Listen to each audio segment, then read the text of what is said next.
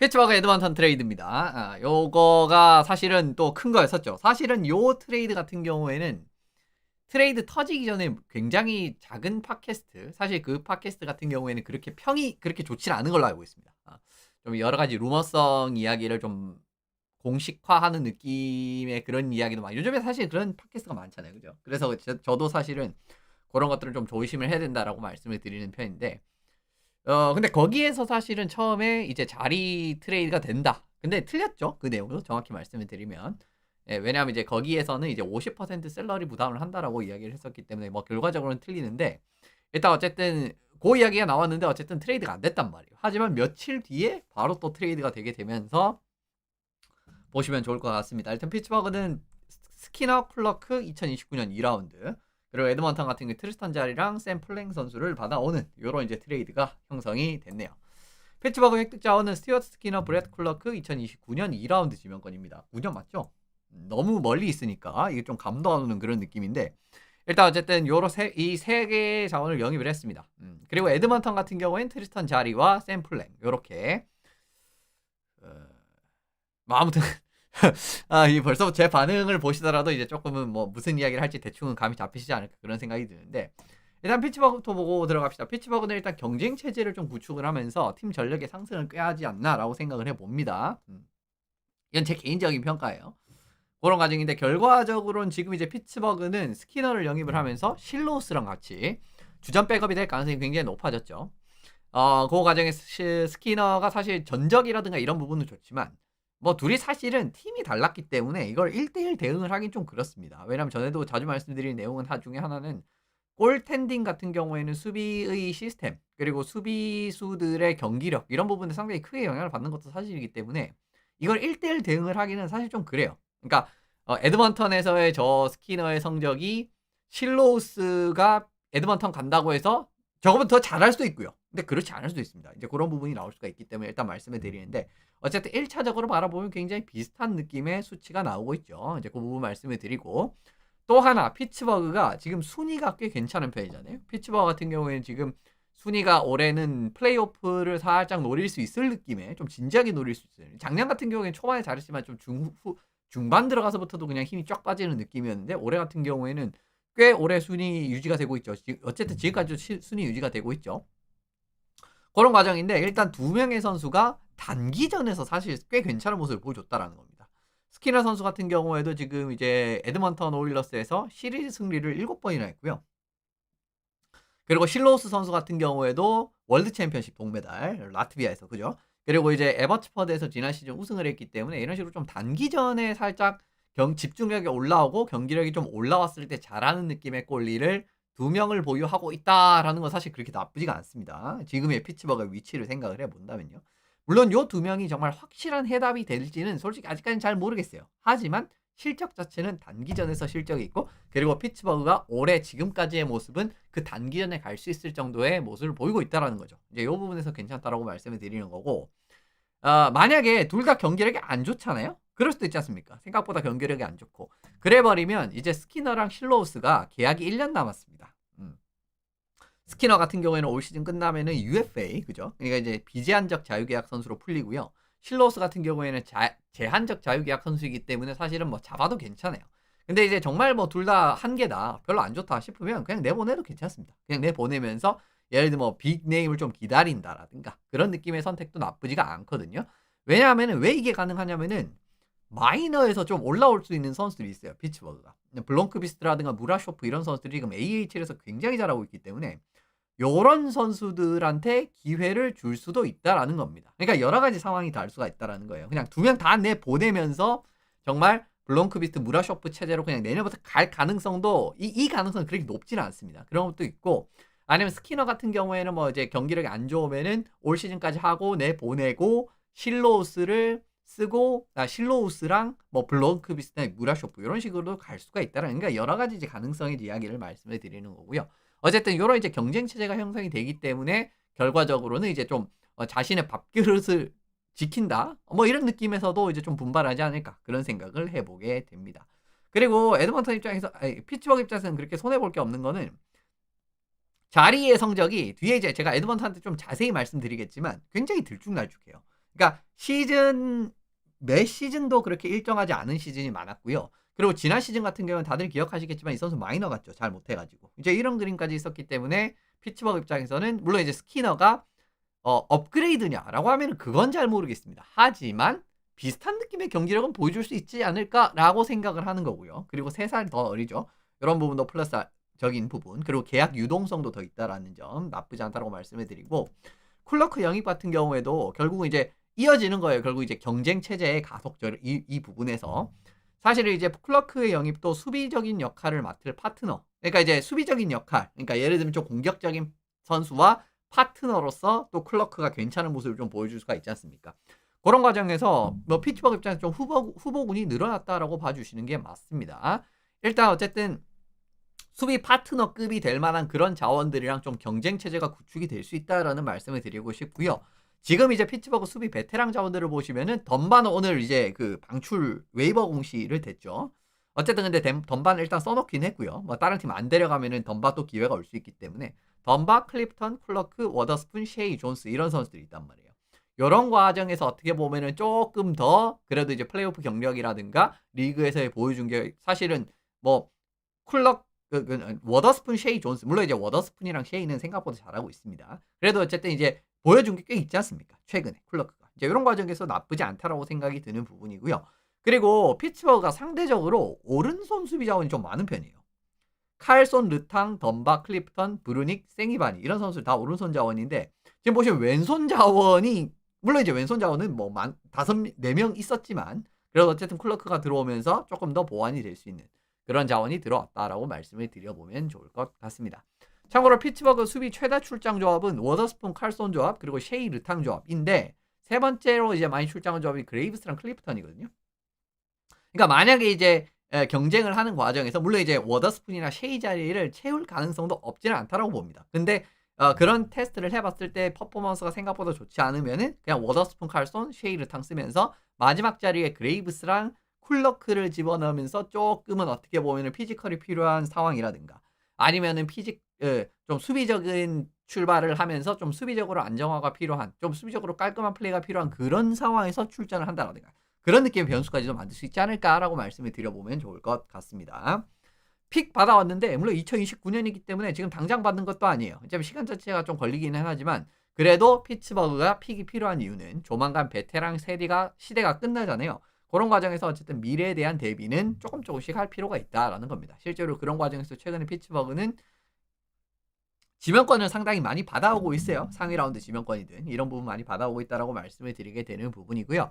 참고로 피츠버그 메인 베테랑 자원들 계약 상황을 살펴보시면 말킨 선수가 올 시즌 계약 만료, 크로즈베이 칼손 선수가 내년 시즌 계약 만료, 그리고 르탕, 러스트, 라켈 선수가 27, 28 시즌 1, 2, 3년 내로 주축 자원이 거의 다 빠진다라고 보셔야 돼요. 이런 과정이기 때문에 결과적으로 조금 미래를 살짝 바라보는 것도 그렇게 나쁘지 않다라는 느낌. 결론적으로 말씀드리면 피츠버그는 꽤 괜찮은 트레이드를 했다라고 말씀을 드리면 좋을 것 같습니다. 사실은 저는 이제 트리스탄 자리에 대한 믿음치가 그렇게 높지 않다라는 거는 제 스트림 오래 보신 분들은 다들 좀 기억을 하고 계실 내용인데 그것뿐만이 아니라고 해도 진짜 이제 칼 두바스의 저는 큰 실책 중에 하나는 이 누구냐 트리스탄 자리를 사실은 정말 미래의 핵심 피스 골리로서 선택을 했다라는 거는 저는 큰 실책 중에 하나로 봤었다라는 거였거든요. 그리고 이제 실제로 칼 두바스라는 인물의 이전의 골리 선택지를 살펴보시면은 뭐 맨머리를 선택을 한다라든가 이제 이런 좀 독특한 면모들을 좀 보여줬기 때문에 이거 좀 실책성이다. 이런 계약 같은 부분은 처리하기가 어려울 수 있다라고 하면서 이거 진짜 안고 가야 된다. 그리고 그러면서 말씀을 드렸던 게 제가 정말 크로즈비 시대의 마지막 골리는 자리가 될 수도 있다. 이런 느낌의 말씀도 드렸잖아요. 하지만 트레이드를 해내면서 이런 부분을 어쨌든 풀어냈고 물론 이제 하나 더 풀어야 될 숙제는 결국은 장기적으로 이제 스타터를 찾는 거기는 한데 그래도 어쨌든 좀 계약이 트레이드가 불가능 좀 안고 죽어야 될 것처럼 보였던 그런 계약을 넘겼다라는 것도 사실은 큰 의미가 있지 않을까. 이런 부분에서 저는 피츠버그는 꽤 잘했다.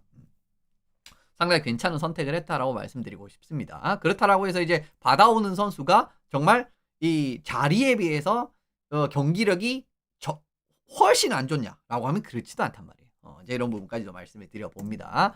에드먼턴 같은 경우에는 결국은 뭐 주전 골리 염원하던 좀 주전급 골리를 영입을 했네요. 근데 솔직히 말씀드리면 좀 물음표입니다. 이게 저는 솔직히 해답이 될지는 잘 모르겠어요. 그러니까 에드먼턴 오일러스는 누누이 말씀드리지만 결국은 우승을 하는데 적합한 전력을 지금은 찾는 게 중요합니다. 예를 들면 지금 에드먼턴 오일러스가 그동안 오랫동안 암흑의 길을 걷다가 작년부터 뭔가 플레이오프 진출을 해가지고 이제는 한 단계 한 단계 조금 더 좋아져 봅시다라는 취지였다라고 하면 뭐 그러면 이 선택이 조금은 그래도 이제 조금은 괜찮은 주전골리 보여준 게 조금 더 많기는 하니까 그런 생각을 해볼 수가 있는데 글쎄요. 그렇지는 않단 말이에요. 이제 그렇기 때문에 결과적으로 말씀을 드리는 부분이고요. 일단 샘플링 선수는 간단하게 설명을 드리면 2019년 1라운드 21순위에 피츠버그에 선발이 된 자원입니다. 피지컬 괜찮죠? 키는 그렇게 크지 않지만 103kg. 굉장히 단단한 체구를 소유를 하고 있고 이 선수의 이제 강점은 좀 두루두루 뛰어난 투웨이 공격수. 뭐 사실 큰 약점이 없고 전반적인 능력치가 상당히 고르게 분포된 그런 느낌의 투웨이 공격수라라는 평이 많더라고요. 그런 평이 좀 많았었는데 어쨌든 문제가 되는 거는 아직까지 NHL에서는 그렇게 큰 두각을 나타내지 못했습니다. 올해 같은 경우에는 윌크스베리에서 어쨌든 22경기에서 20포인트를 올리고 있는 건 사실이지만 아직까지 이 선수가 19년에 지명이 됐으면 사실은 시간이 꽤 오래 지났잖아요. 그런데 NHL 경기 15경기밖에 소화하지 못했습니다. 일단 이제 그 부분에서 말씀을 드리게 되는 부분이고요. 자리 이야기로 넘어가 봅시다. 플랭은 뭐 많이 말씀드릴 거 없을 것 같아요. 물론 자리가 좋았던 적도 있습니다. 좋았던 적도 있었어요. 21-22 시즌 같은 경우에는 58경기 출장에서 2.42 91.9 셧아웃도 4개나 기록을 했기 때문에 좋았던 적이 있었습니다. 괜찮은 주전골리어스의 모습을 보여줬었죠. 그리고 전전연도도 성적 라인은 괜찮았는데 많은 경기를 소화를 하진 않았더라고요. 전전연도 같은 경우에는 그때는 코로나니까 그때도 적어놨어도 됐겠다. 그때도 성적은 좋았거든요. 물론 괜찮았던 성적도 있었다라는 겁니다. 하지만 자리 선수의 통산 성적을 바라보시면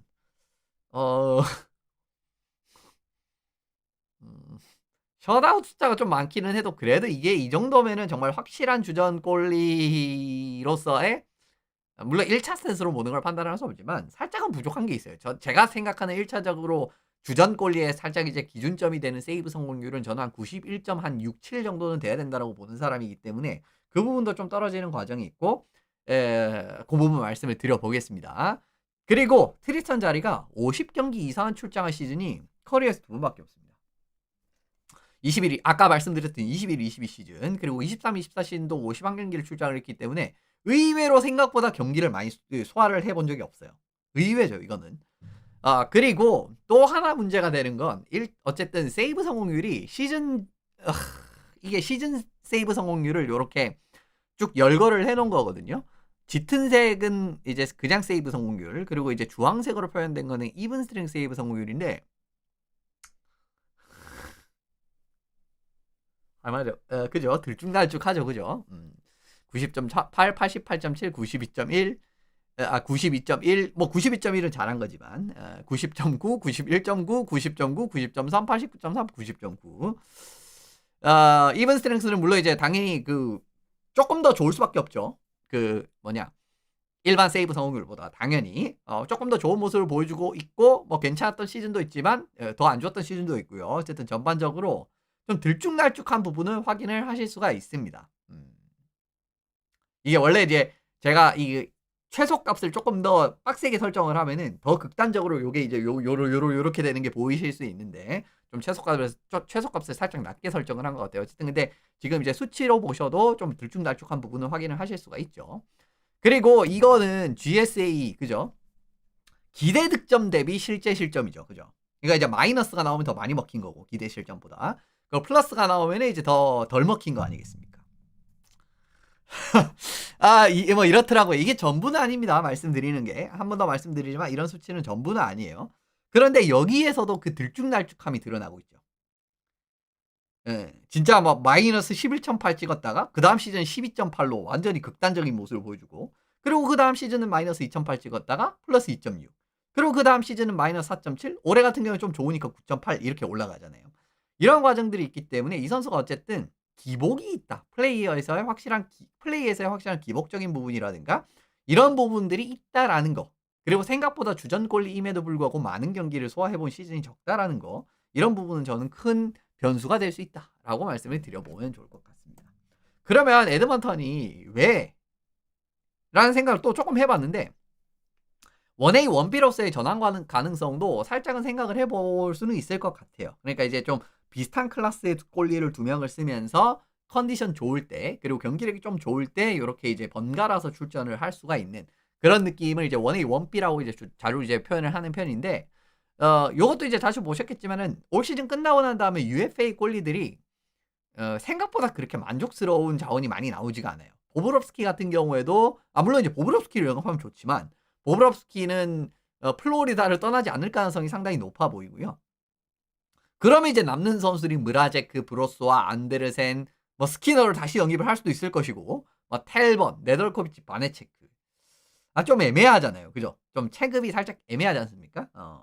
그러니까 맥시멈 정말 확고한 넘버 1이라기보다는 약간 이제 준수한 백업을 가졌을 때 좀 힘을 보여줄 수 있는 선수들이 많은 편이죠. 그런 과정이기 때문에 제 생각에는 내년에 지금 여기 열거된 선수들, 보브롭스키를 제외한 여기 열거된 선수들 중에 한 명, 뭐 텔벗이랑 재결합을 할 가능성도 없지는 않을 것 같고, 아니면 뭐 안데르센이라든가, 그죠? 뭐 이런 선수를 한 명을 영입을 하면서 골텐딩 이제 1A, 1B 듀오를 가지 않을까라는 생각을 조금 해봤어요.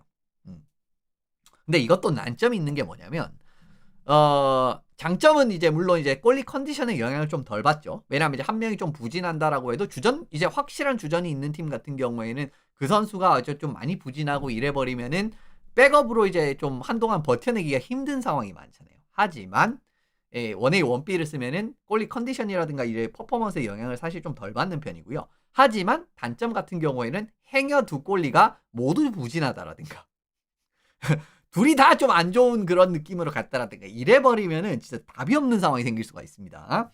그런 느낌이 될 수가 있기 때문에 일단 장단점도 있다라고 말씀을 드리는데 1A, 1B를 생각을 하고 있는 건가? 라는 이런 생각도 좀 들기는 들었었어요. 일단은 이거 똑같은 말씀을 거의 또 드리는 그런 느낌인데, 이거 진짜 정말 최악의 결과가 나오면 맥데이비드의 에드먼턴 시절 마지막 골리는 자리가 될 수 있습니다. 이거 이제 피츠버그 아까도 그 말씀을 드렸죠. 피츠버그 크로즈비의 마지막 골리가 자리가 될 수 있다. 하지만 그거를 믿을 수 있겠느냐. 똑같은 말씀을 드리는 거예요. 왜냐하면은 둘이 계약이 똑같은 시기에 끝납니다. 그래서 이게 지금은 굉장히 골치 아픈 상황이 된 거거든요. 정말 자리가 만약에 에드먼턴에서 정말 잘한다라고 하면 이야기가 다르지만은 그동안 NHL에서의 시즌 성적을 보고 그리고 이제 경기력을 보고 하는 부분에서는 그 믿음이 저는 크진 않아요. 그리고 이게 이렇게 영입을 하면 확실한 업그레이드가 돼야 되잖아요. 물론 고점이 이제 스키너보다 조금 더 높은 시즌은 있었다라고 봐야 됩니다. 그죠? 한 2시즌 정도. 근데 그것도 한 5년, 4년, 5년 전 이야기고, 어쨌든 고점이 조금 더 높은 시즌은 있었지만은 기복도 엄청나게 크고, 그리고 이 친구 집중력 문제 있다라는 거 제가 예전에 그거 보여드렸잖아요. 그리고 간만에 이제 트리스턴 자리가 트레이드가 되니까 예전에 그 아일랜더스전 저도 예전에 한번 보여드린 적이 있죠. 그거 스트레이샷으로 그거 다시 한번 이렇게 SNS에 좀 돌고 있더라고요. 그런 모습이라든가 이런 부분들이 솔직히 말씀을 드리면 안 좋단 말이에요. 그래서 결국은 이게 확실한 업그레이드라고 볼 수가 있는가에 대한 부분은 전 잘 모르겠습니다. 정말 에드먼턴은 아까도 말씀드린 대로 우승을 눈에 넣고 우승팀에 맞는 전력을 구축을 하는 느낌으로, 그러니까 정말 우승팀에 걸맞는 그런 느낌의 퍼포먼스를 보여주는 골리다라든가 이런 느낌의 선수들을 데려와야지, 애매한 느낌의 트리스탄 자리 같은 선수들은 저는 큰 업그레이드라고는 생각을 하지가 않아요. 이제 그 부분에서의 문제점이 나온다라는 거고, 물론 판단 자체는 이해를 할 수가 있다라는 겁니다. 왜냐면 아까 말씀드렸다시피 내년에 UFA 중에 빅네임 골리는 상대적으로 적은 편이고, 그런 느낌으로 바라봤을 때는 조금 우회를 했다라고도 볼 수가 있는데, 저는 리스크가 결국은 너무 높은 판단이지 않나라는 생각을 해보게 됩니다. 그러니까 스키너도 주고 스키너보다 업그레이드도 안 됐고 결과적으로는 이런 부분에서 좀 이제 답답한, 그러니까 이제 똑같은 상황이 반복이 될 수가 있다라는 거죠. 작년 재작년 같은 느낌으로. 마지막으로 요거 보고 마무리 짓도록 하겠습니다. 아까 스튜어트 스키너 나왔을 때 이야기 잠깐 나온 내용이지만 시리즈 승리 제가 말씀을 드렸죠. 스키너 같은 경우에는 그래도 그렇게 욕을 먹고 경기력이 이렇게 좀 들쭉날쭉 한다라고 해도 그 에드먼턴 오일러스에서 그래도 시리즈 승리를 7번이나 했어요. 그런데 트리스턴 자리는 피츠버그에서 커리어를 보내는 과정에서 시리즈 승리한 적이 한 번도 없습니다. 이런 부분도 대체 뭘 믿고 그러니까 단기전에 강한 꼴리냐라고 하면 그것도 일단은 좀 생각을 해봐야 된다라는 거죠. 게다가 올해 오일러스 같은 경우에는 작년보다 지금 수비력에서 살짝은 작년보다는 좀 안 좋은 느낌. 작년까지는 괜찮았다라고 자주 말씀을 드리죠, 제가. 노블라우크 감독 들어온 이후로부터는.